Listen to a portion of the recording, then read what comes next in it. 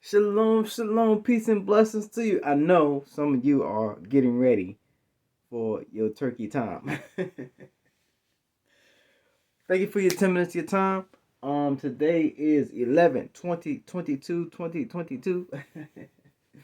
um, double wisdom, double vision, all the way. Okay. Now, I want to continue with the theme of the transfer of wealth. If you've seen the post that I posted and the reel that I posted, showing the G20 nations versus the BRIC nations in their influence in trade and commerce throughout the world.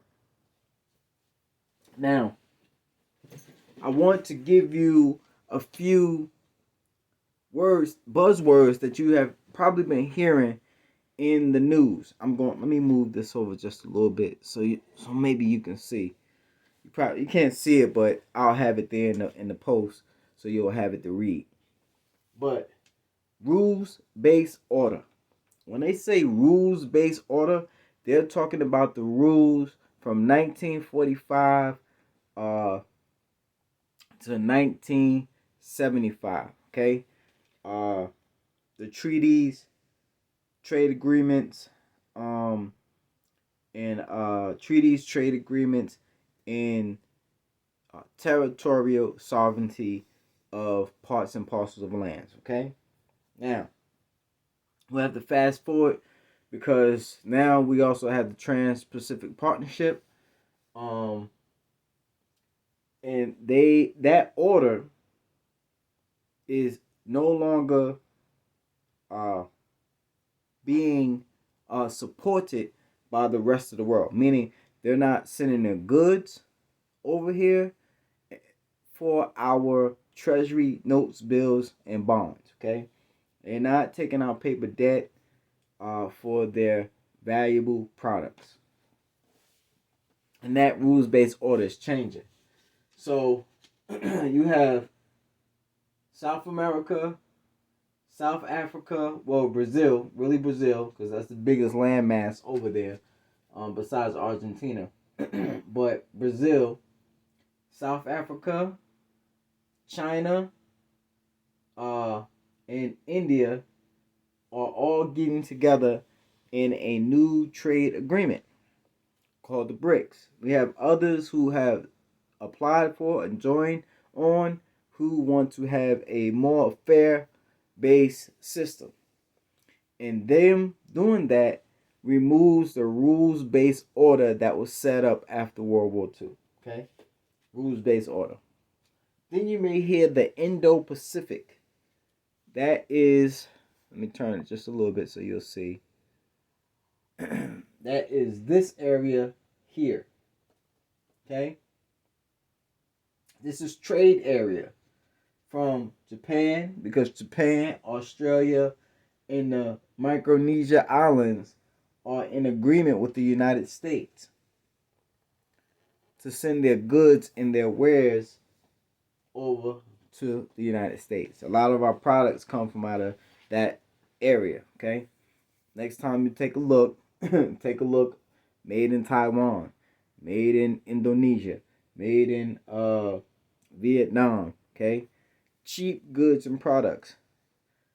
And as the dollar no longer holds its value and it becomes harder for them to pay their debts in dollars, the rest of these nations are getting rid of their bills, notes, and bonds. Okay, because it's hurting them very bad.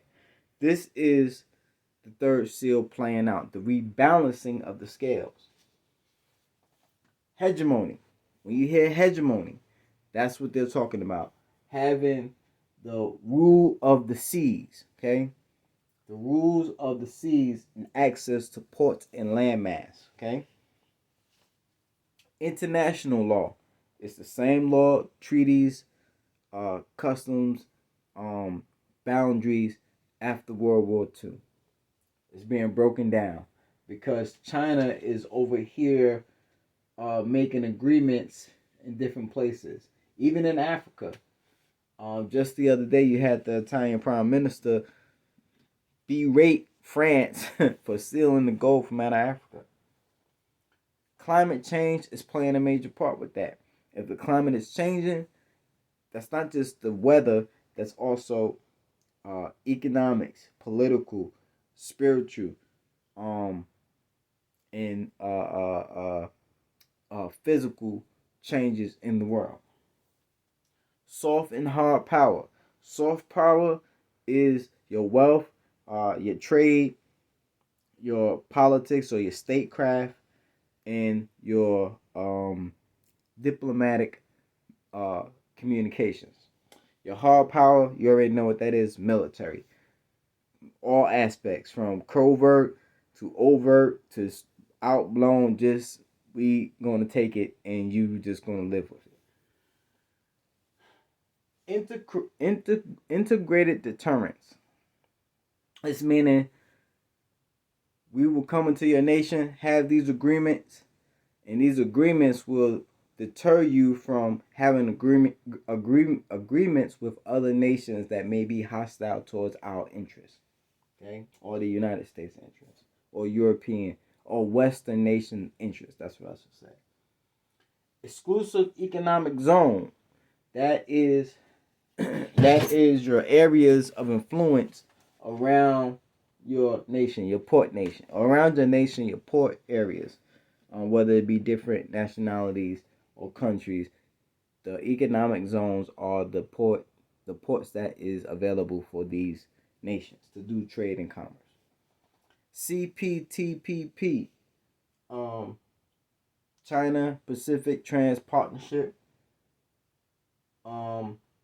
Trade Pacific Partnership.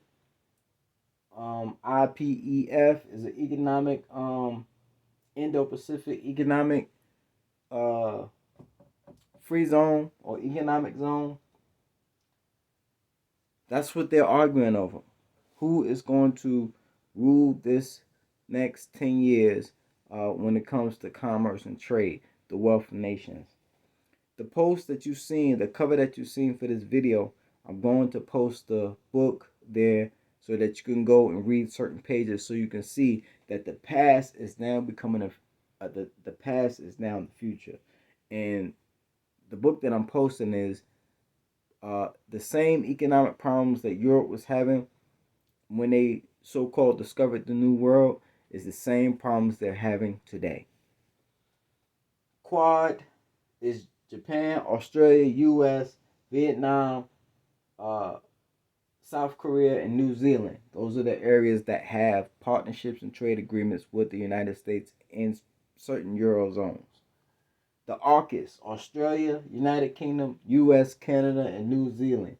Those are the other parts of the West that have agreements in the economic zone, in the economic areas. All of these places are trying to find their footing or keep their hegemony in these areas so that they can keep their wealth going to the rest of the world. Or in other words, getting the rest of the world's labor for cheap. That's pretty much what it is. Take our fake paper that we print whenever we want, and you give us your goods of value for cheap. And if you don't, we're just going to come in and take it. Damn the rules-based order in the international law. We don't care. Okay? That's what's going on. So I just want to update you, give you those words, put those words in your mind so you have an understanding of between now and next year what the whole fighting is, the whole dialogue and infighting that is going on between these nations. All right? Hope that you have a blessed and beautiful week. I will see you in the next video. Shalom.